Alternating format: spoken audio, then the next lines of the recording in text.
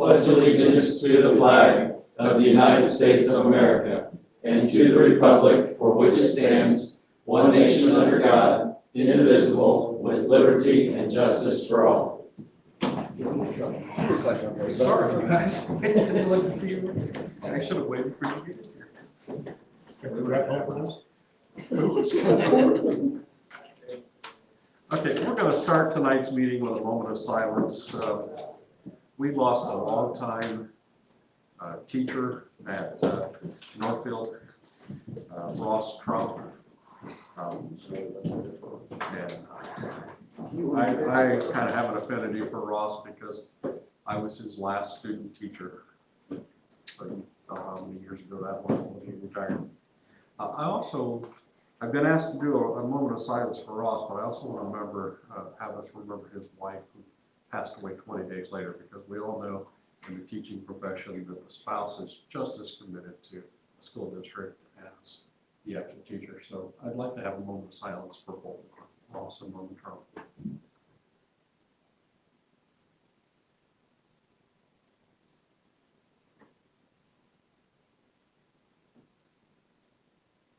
Thank you. Future board meetings, April 26th, 6 p.m. here. May 10th and May 24th, 6 p.m. here. That'll be pushing it toward the end of the school year by that time. We have some minor revisions to the agenda. We've added a public recognition, and we've added a couple under employment or under the HR. So we'll get right to the public recognition. We have a recommendation to approve a $1,200 donation from an anonymous donor from Northfield High School Robotics. We have a recommendation to approve the $250 donation from Cotiva Agriscience, MSC, for Southwood FFA, and a recommendation to approve the $250 donation from Tiffany Humpert in honor of Clint Kugler's participation in a weekend-long athletic event for summer school for Minds in Motion. I move to accept donations. Second. Motion and second to approve the donations. All in favor, say aye. Aye. Do we approve the list? Oh, yes, can we name all the lists there? I thought did she print you a list? It was on our updated agenda. She can print it to me. You have that right there? All right, I can look it up just a second. I'll find it. I had internet issues today, so I didn't get a chance to print off anything. It's a lot. Which, you know, was such a pleasant surprise for me this afternoon to see so many people involved in gifting to allow the students to attend Worlds in Texas. Yes. Yeah, because of that, if you'll bear with me, I'm going to read every name because Yes. I think it's important that even if it was $1 that they donated, that we recognize their effort to help send our kids to Worlds. I missed that. Can you explain what it's for? Yes, the people that I'm going to be reading are to send the Sharp Creek Robotics program to the nationals, or the Worlds, I guess is what they call it, not just nationals, because people from other countries will be there. It's a trip in Texas, and we'll be assuming that we approve the recommendation to allow them to go. I'm going to go ahead and make that a safe assumption. But there are a lot of people who donated money to make that trip possible, and those people are, and I'm going to give the amounts. Or should I give the amounts? Oh. No. Okay. Those people are Steve Brubaker, Tiffany Hoppert, and Ryan Harrington, Goodfellas Pizza, Family Optometry, Zoomers, Andrew Dixon, Leland's, Beacon, Moore Family, Curly Hodson, Martin Family, Erecta Tool, McKillop Seed, Overman's, an anonymous gift, Kim and Kurt Bretzman. Steve Brubaker's on here twice. He must have given twice, or we just forgot that we put him on the list. Fresh Farms, Edgar Smith, Deb Elliott, Wabash Chrysler Dodge, Janet Clymer, anonymous for board.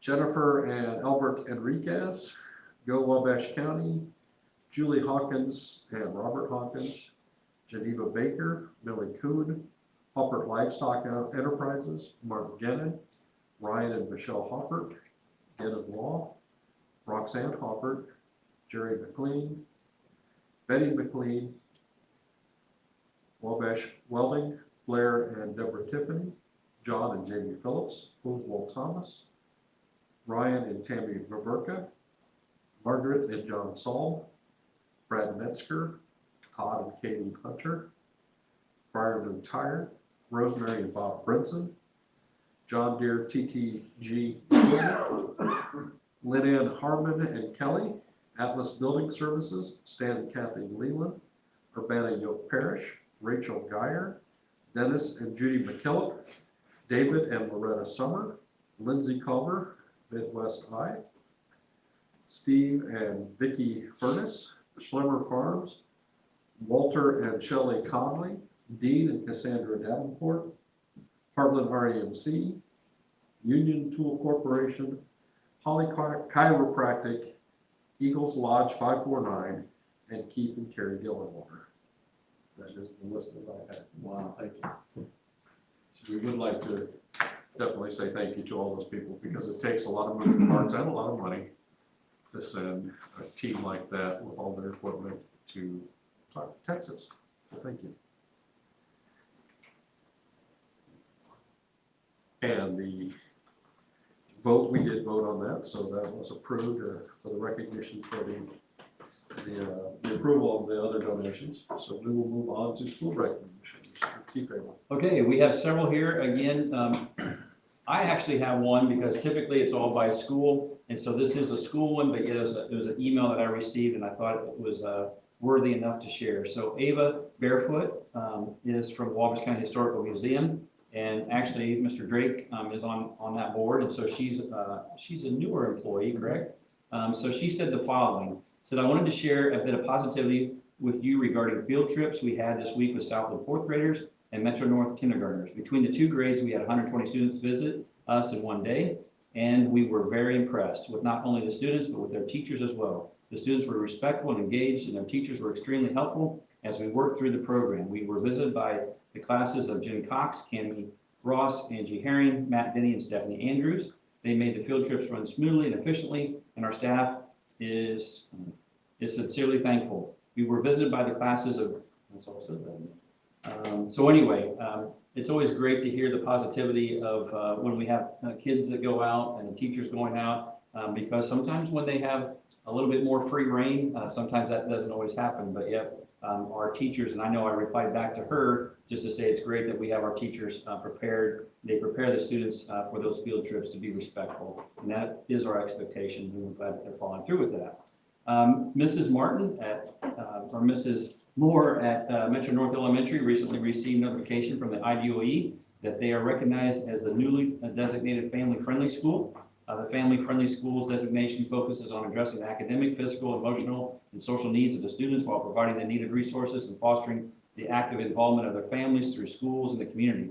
The program recognizes and honors schools that welcome all families into the school community, communicate effectively, support student success, speak up for every child, share power and collaborative with the community. And so we know we've had other schools that have had that designation, and there's not a lot in the state of Indiana, but that was one of their goals this year, to be able to become a family-friendly school and to be designated. We know that all of our schools are family-friendly, but to get the designation, there's some work to that, to apply and different things like that. Also, Mrs. Moore congratulates to our Little Norris preschool team for once again achieving the Pass Equality Level 3 rating. Preschool programs are recognized at Level 3 for demonstrating the knowledge and skill necessary for planning appropriate activities and opportunities that lead children towards school readiness. In addition, Level 3 programs make significant investment in the professional development of staff, and they incorporate family and staff putting into their program. And she has one more. Our Metro North students recently participated in jury exhibition of student art competition, and Caden Kelly, second grader at Metro North, was named the Streeter Hadley Matthews Grand Award winner. Please don't ask me to say that again. On Sunday, May 1st, Caden will receive recognition for this accomplishment during an award ceremony at the Indiana Landmark Center in Indianapolis. So congratulations to Caden. And then on to Mr. McDaniel at Southwood. We'd like to recognize the 2020 Southwood graduate Daniel Cornett for his work at Manchester University. It looks like Danielle is a music education major and recently wrote a moving musical piece inspired by the conflict in Ukraine. Daniel was even featured recently by Indiana's News Center for his work. Way to go, Daniel. We are proud of you. I don't know if you saw that or not, but it was on Channel 15. It was on the news. It was also on their Facebook page and things like that. And it was very, very interesting. He actually was part of my superintendent advisory team. Like I said, he graduated in 2020. Very musically talented, wants to become a music director, band director. And he said by the time he finishes high school, he would like to be, or college, that he would be able to play every instrument. And he said the orchestra band. So it was neat. I think he did an excellent job in the interview, and it's very good. So if you ever get on Facebook or ever see that, it'd be great to see that. All right. Continuing on, Mr. Snyder Norfolk congratulates Maya Hunter for her poem Neglect, which won first place in Vincennes University's writing contest. The poem and another by Maya entitled 2016 will be published in the 2021-2022 edition of Autumn Voices. We have a lot of talented students. And then Mr. Martin at Sharp Creek Elementary, a big thank you to our Sharp Creek Reading Committee for organizing a recent reading incentive-based March Madness event. This fun and exciting time was enjoyed by all. We also want to express our appreciation to the Norfolk High School cheerleaders and basketball players for their participation. So that was really a neat thing that they did that went along with March Madness, but doing reading incentives. Because obviously the games were a little bit different and some people were upset about that. You see some people in the audience who were upset about those games. And also around the board members. And finally, the last one, thank you to Steve Brubaker for taking the lead on Sharp Creek Elementary's hosting of today's Math Bowl competition at Honeywell. This is the multi-school event and takes significant time and effort to coordinate and run. We are appreciative of Mr. Brubaker and his crew of helpers for their great work on behalf of the students. A lot of great things happening again at MSD Wabash County. Thank you. We'll move on to public comment for agenda items only. We'll have all items later. Give you guys an opportunity to speak if you want, and anybody from the internet watching on Facebook Live. We're gonna, yeah, because of the rescission of the order, right? Okay. Oh yeah, we will. Yeah. That's what we put at the top of it. That's right. I forgot about that. Yeah, that's right. We talked about that thing in the last board meeting. Okay, so moving on to consent agenda items. Approval of the minutes from our last meeting on March 22nd, 2022.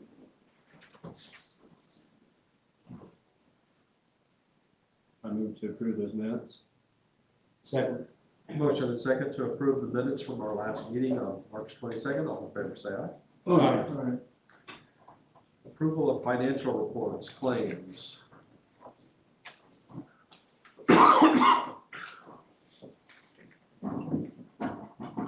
It's not a big deal, but we had one bus getting outfitted with cameras. It was a single bus. Is that special use, or we're just trying to? That's normally what we do, every new bus we order cameras Okay, to that was a install. new bus.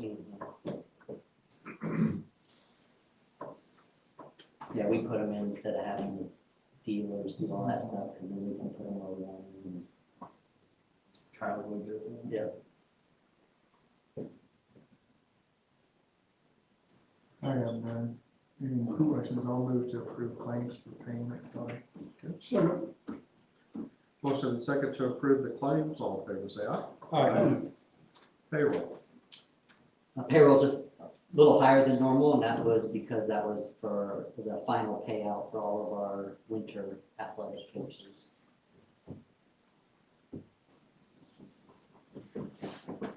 I move payroll. Second. Motion and second to approve payroll. All in favor, say aye. Financial summary, Dr. Coon. Just giving you the end of the month balances for March. So everything looks good and in the direction that it should be heading. Education fund is up a little bit, and some of that is just through some grant dollars that we had transferred in from preschool.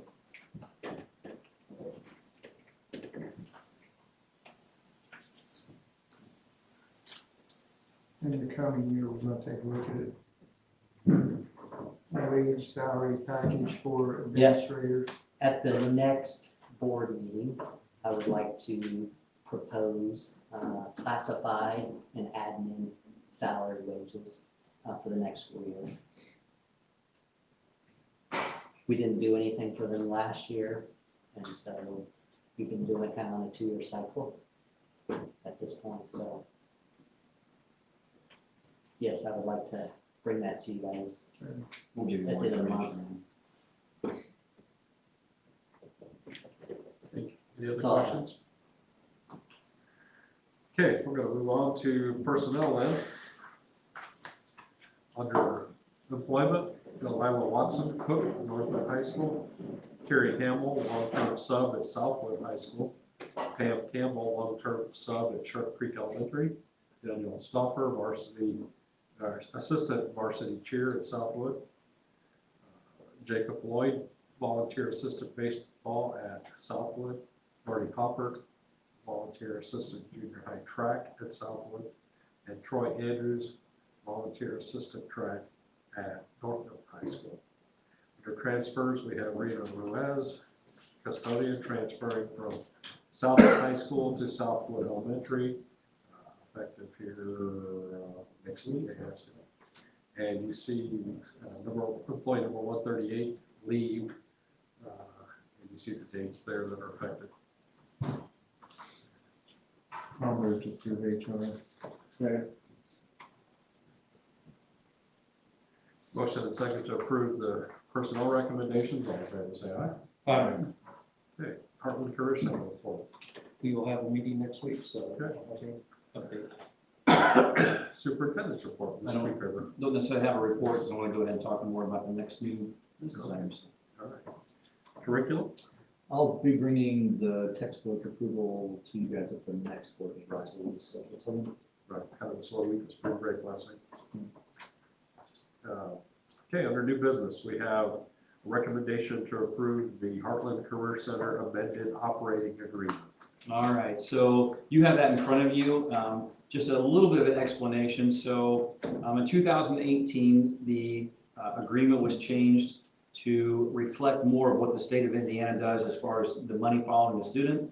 Because right now, the share of the balance of the 5 different schools is based right now 75% on enrollment, and that's enrollment of students that are in grades 10 and 11 of every school, every high school.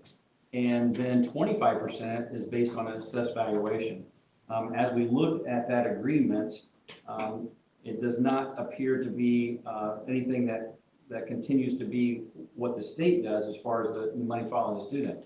So Mr. Driscoll being on the board, and that's what it says in the agreement, and myself brought a proposal that we would change that. And the change would be that this coming year, it would be an 80%, 20% split. And then every year after that, it would be 5% more until it gets to the point where it would be 100% based on enrollment.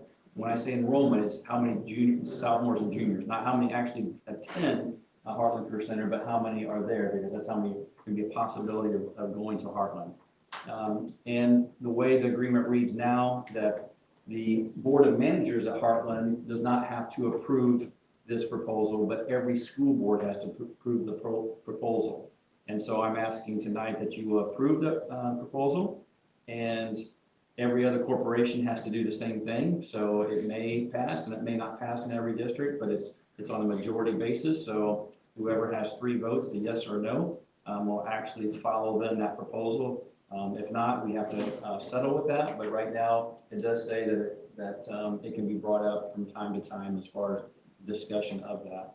And I know that we've talked about this before, but here again, the rationale for this is because the money does follow a student, and we pay the funding of that particular fund out of operation, or out of the education, where we get the money from the state, not necessarily from our tax dollars. There's a separate account, the capital projects account that they have at Heartland, that we do pay more because we have more of an assessed valuation. We're not asking to change that at all. We're asking just to change the share of balance is what they call it at Heartland Career Center. So, any questions? Are we the only ones that would see a decrease, or is there anybody else? We would see a decrease, North Miami would see a decrease, Manchester would see a decrease. Over the last 8 years, there was a couple years they saw an increase because of this, but typically they would pay less also. So because of the lower assessed valuation, Peru and Wabash City, they would pay more then. And the reason why we would pay less is because we have a higher assessed valuation. Here again, the assessed valuation is not where we're getting the money for the students. We're getting that for the operations account. So yes, 3 districts pretty much would, with this proposal, would pay less and 2 districts would pay more. Have any of the other boards voted yet? No, unless Manchester is in their meeting right now. And Wabash is going to have their meeting on Monday, and I don't know about the other 2 districts when they're actually taking that to the board. So we will find out, but really it's just based on, so your decision tonight will be in concert with, well, hopefully in concert with the other 4, as far as seeing what the vote comes out to be. Well, and the sense of fairness and the benefit of MSD, I motion that we approve the amended agreement for Heartland Career Center funding. I'll second that. Okay, I have a motion and a second to approve the Heartland Career Center amended operating agreement. All in favor, say aye. Aye. That passes. Excuse me. Recommendation to approve the resolution authorizing negotiation and execution of a purchase agreement. All right. Here we go. So here's the resolution authorizing negotiation, I'm going to just read it, and execution of purchase agreement. One thing I want to mention about this and make sure it's very clear, we, again, in September, we had our work session, and then after that, in September 28th, we had our actual school board meeting to say that you were authorizing us to go ahead and look at appraisals for some real estate. That has been concluded, and so at this point, we're asking that you approve this resolution, but we have to remember that this resolution does not mean that we are purchasing anything. It just means that we are looking at an agreement. In other words, there'll have to be some kind of options that we look at, because if we would move forward with any of our strategic plan, we would have to make sure that the other options, just like Eric and Jane talked about today, would be, we just have to follow all those steps first. So, but to be able to continue the process, this is just another step of the process. And I don't know if I made that clear enough, but just to be very, very clear, to do this allows us, and reading through it, it actually allows myself, Dr. Kuhn, our counsel, our legal counsel with Ice Miller, and also our school board president, Mr. Daisy, to be able to work on that agreement. But the agreement would have to have some kind of option in there that that if we did not continue on with the strategic plan for one of the different options, that it would not be something that we would do. So ask questions if I messed that all up. So this is just an option to buy in the future if we decide to do that, going down with the Yes. strategic plan, correct? Yes. Right. And if we choose an option that doesn't require additional land, then this is an option that we would not exercise. Correct. But we have to have this step completed to be able to exercise that option should we choose to. To go that route. Very good. Very good.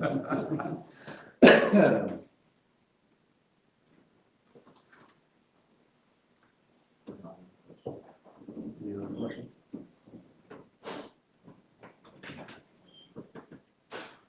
I move to the resolution. Second. Have a motion and second to approve the recommendation the recommendation to approve a resolution authorizing negotiation and execution of a purchase agreement. All in favor, say aye. Okay, and that carries.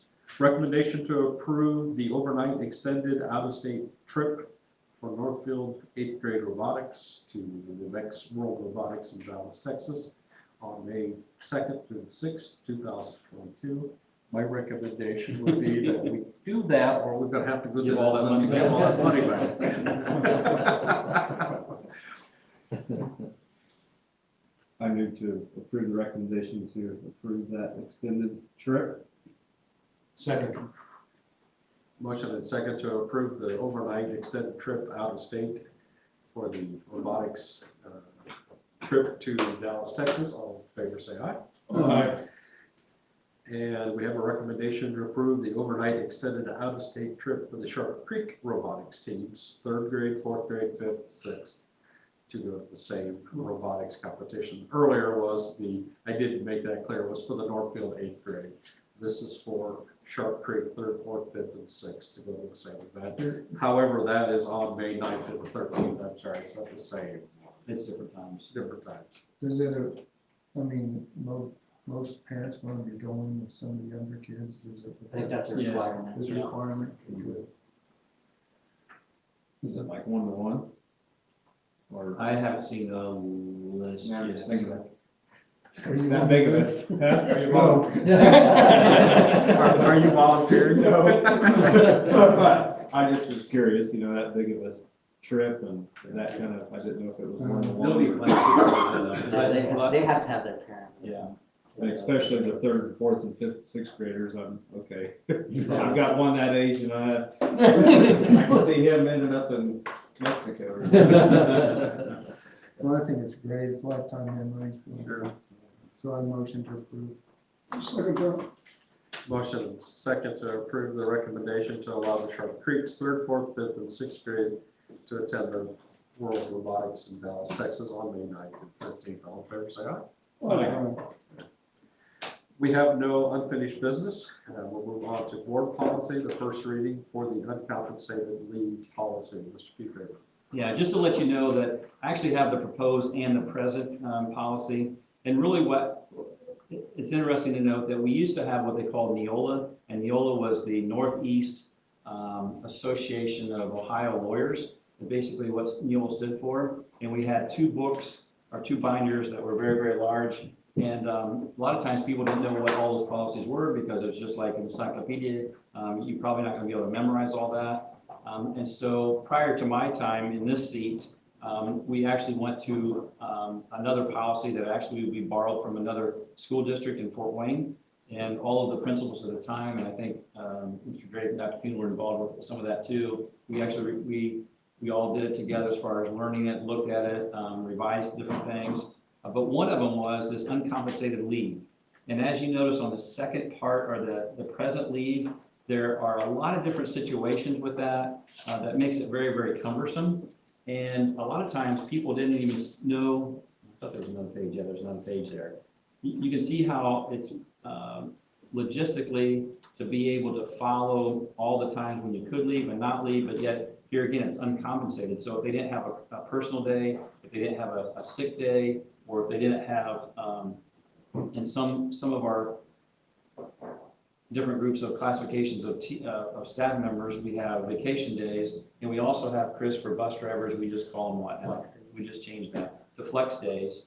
And so with that, we thought it would be much better to be a lot more succinct to how they're supposed to do that. And so this is basically the new proposed policy as far as uncompensated leave. And here again, uncompensated leave, we want everyone to be in the schools doing what they need to do every day, but yet we do know that there are situations where they may not have enough personal day or sick leave day and things like that, so it has to be uncompensated.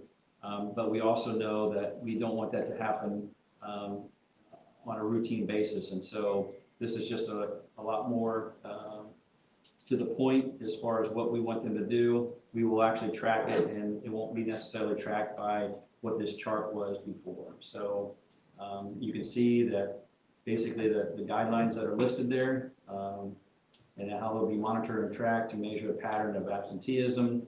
And then, of course, that will also be noticed by our supervisors, principals, and things like that. So here again, this is first reading. If you have questions, if you have things you want me to look at, it would be voted on at the next meeting on April Did we 26th. draft this, or is this coming from some? No, we got it from someplace else. Okay. Maybe a couple tweaks to it to make it language to fit us, but yeah, because like that first bullet, vacation, personal leave, and flex time. So the monitoring and the tracking will just be like, gosh, they've been going a lot. No, we get we get the attendance reports, and so we can do it by attendance reports.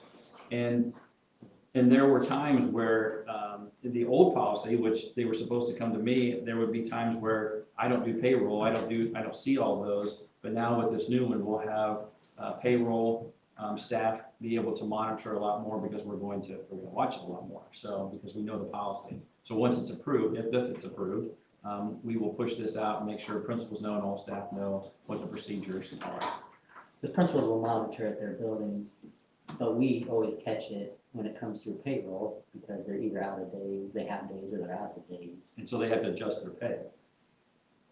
Well, previously, it quantified days and all that. Yeah. Now it doesn't. Right.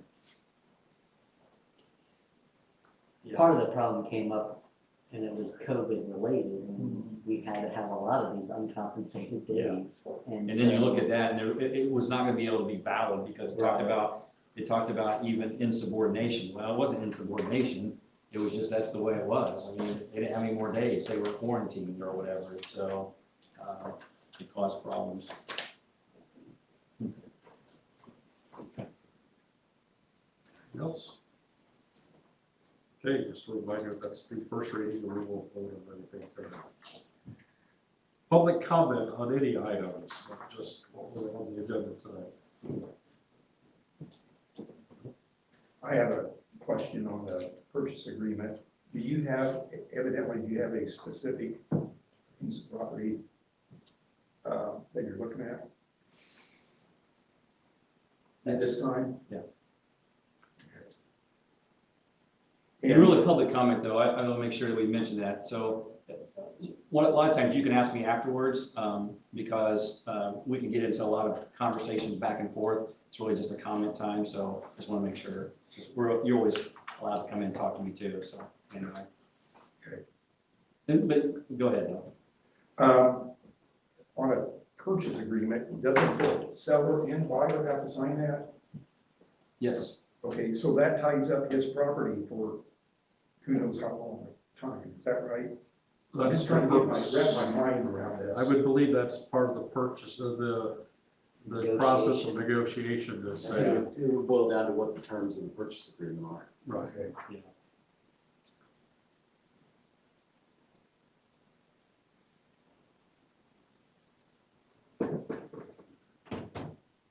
Anything else? The items from board members? All right, we're adjourned. Can you get a time on there?